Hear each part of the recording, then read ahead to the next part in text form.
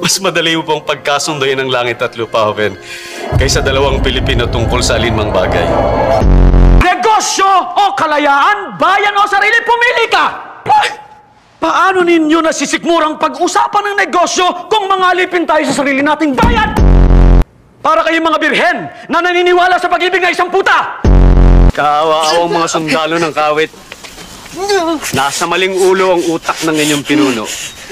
At hindi naman ganoon kalaki ang utak niya. Mabibilang ko lang ang sundalong nakilala kong tunay na makabayan. Nasisikmura ba ng gabinete ang ganitong kataksilan? Tinatawag mo ba akong traidor? At duwag! Magiging isang bansa man tayo, kailangan natin ng isang radikal na pagbabago. Mga kapatid, mayroon tayong mas malaking kaaway kaysa mga Amerikano.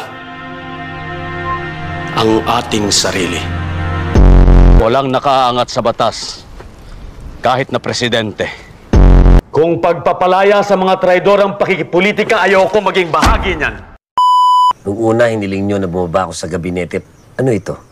Para matigil ako sa pagbabatikos sa mga kabalbalan ng mga payaso sa Kongreso? Ayaw nila sa akin dahil nagsasabi ako ng totoo. Kapayapaan na walang kalayaan. Kaya na ba ng Pilipino na marinig ang katotohanan ng hindi mapipikon?